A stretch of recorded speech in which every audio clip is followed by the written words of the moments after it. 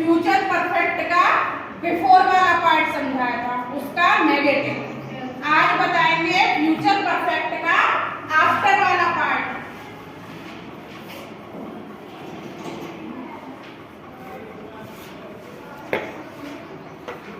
Before वाले part में क्या समझाया था मैंने कल? जो कार्य पहले समाप्त होता है वो किस में बनता है? वो बनता है हमारा फ्यूचर परफेक्ट में, और जो काम बाद में खत्म होता है, बाद में समाप्त होता है, वो बनता है हमारा प्रेजेंट इंडेफिनिट में। यही बताया था, कुछ और बताया था? ये लोग भी मस्त तो आज क्या बताएंगे आप? आफ्टर वाला पार्ट। तो कोई सेंटेंस ले लेते हैं समझने के लिए, जैसे मेरे घर पहुंचने के बाद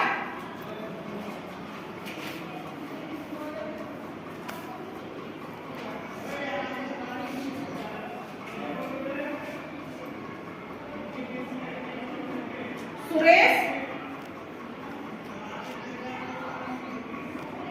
जा चुका होगा।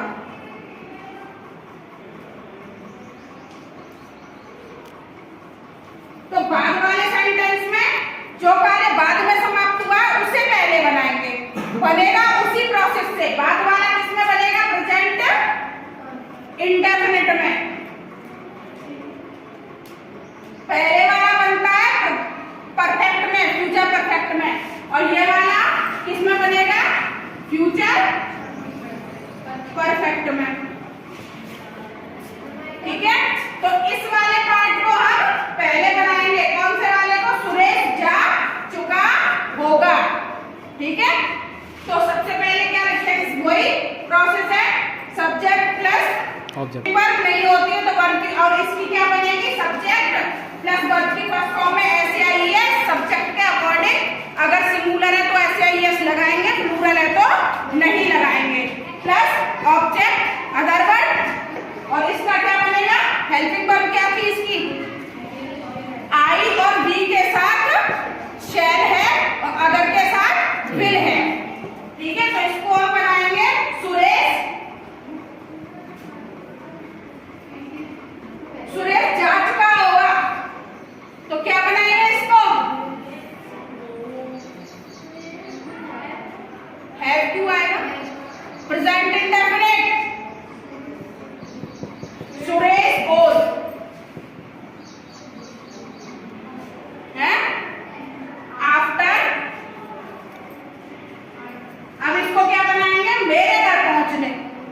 तो I shall good have reached home to home। आ गया समझ? अगर मान लो इसमें नेगेटिव आ जाता है तो कैसे बनाओगे? नॉट मान लो यहाँ पे मेरे घर पहुंचने के बाद सुरेश नहीं जा चुका होगा। सुरेश डज नॉट लगाया, सिर्फ वो हमने यहाँ पे नहीं लगाया। अब यहाँ गो में एस नहीं लगेगा, क्योंकि यहाँ पे क्या हो गया है? यहाँ हमारी हेल्पिंग वर्ब हमने यूज कर ली है। एस कब लगाते हैं? अफर्मेटिव पार्ट में। नेगेटिव और इंटरोगेटिव पार्ट में वर्ब की फर्स्ट फॉर्म में एस नहीं लगता है प्रेजेंट में, है ना?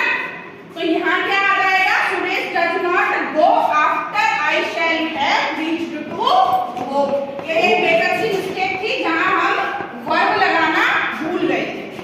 अब सही है, सबका नियम एक जैसा होता है, वही सारी चीजें होती है, हेल्पिंग वर्ब चेंज हो जाती हैं, वही subject plus helping verb plus verb की first form, second form, third form जो भी यूज होती है जिस टेंस में, ऑब्जेक्ट अदर वर्ड, वही सब होता है सेम। तो ये समझ आ गया? इंटरोगेटिव दोनों का कल बताऊंगी, दोनों पार्ट्स का इंटरोगेटिव कल एक साथ बता दिया जाएगा। प्लस एक तरीके से और बनता है ये सेंटेंस जिसमें तो या तब बीच में आ जाता है, तो उसको कैसे बनाते हैं?